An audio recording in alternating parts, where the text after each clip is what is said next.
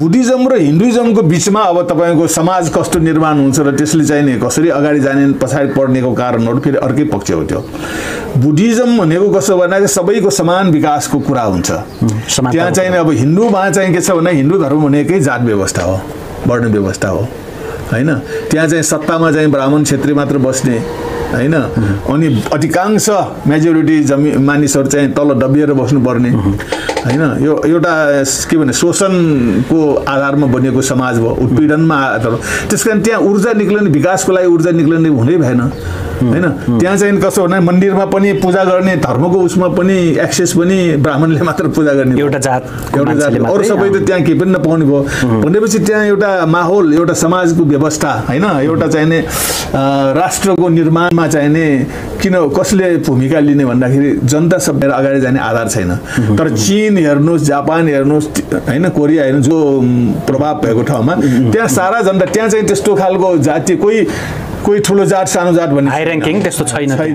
राणा कालमा के हो भन्दाखेरि जङ्गबहादुर हैन राणा भए प्रधानमन्त्रीलाई चाहिँ बेलायतको दरबारमा बोलाए, बेलायतमा बोलाए। बेलायतमा घुम्दाखेरि उसले चाहिँ त्यहाँका राजा महाराजाहरूको ठुल्ठुलो दरबार देखे हैन, बेलायतको दरबार ठुल्ठुलो बगैँचाहरू हैन, भयंकर अब हजारौं बिघा चाहिने ओगटेको त्यो देखे उसलाई पनि कस्तो छ नि, म पनि नेपालको राजा हैन अथवा पावरमा भएको उ आएर यहाँ पनि उसलाई दरबार बनाउने इच्छा चलेछ।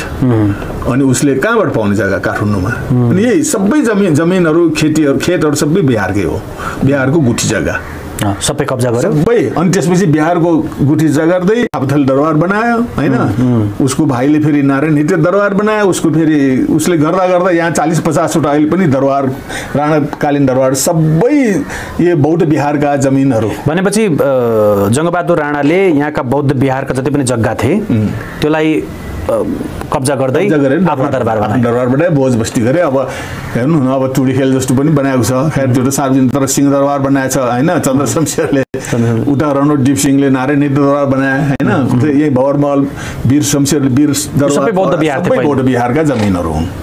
हिन्दूको त्यो उनीहरूको जुन सत्ता हराएपछि यहाँ आएर यहाँ पिसफुल ठाउँमा उनीहरूले राजा भए। अनि जयश्री मल्लको टाइममा 5 जना ब्राह्मणहरू ल्याएर आएर जुन मनुस्मृतिको आधारमा संविधान बन्यो, अनि जात व्यवस्था सुरु गर्यो, हिन्दूको चाहिँ नि पुरै वर्णाश्रम हैन लागू गर्यो। भएपछि अनि त्यसपछि बुद्ध धर्मको भनौं बुद्धका अनुयायीहरू जसरी बहुसंख्यक रूपमा यहाँ थिए, त्यसपछि त्यो हस्तक्षेप हुँदै गयो हैन, अझै जातमा बाँड्दै गयो। अनि दरबारले चाहिँ हिन्दूको बढी प्रमोसन गर्ने, तर उनीहरूले चाहिँ बुद्धिस्टको चाहिँ बिहारहरुमा नष्ट गरेको देखिदैन। मल्लकालमा पनि बिहारहरु बनेको देखिन्छ, तर उनीहरू चाहिँ कट्टर हिन्दू भए। अनि यहाँ नेपालमा आज भन्दा 100 वर्ष 1925 सन् 1925 मा पहिलो चोटी कोठाभित्र अथवा बहालभित्र एउटा बुद्ध जयन्ती मनायो हुनु त।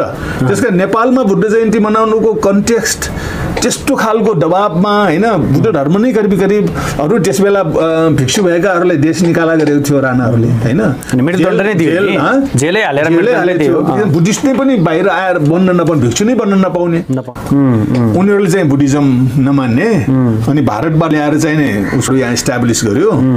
त्यसका नेवारमा अझै पनि ब्राह्मण छैन के।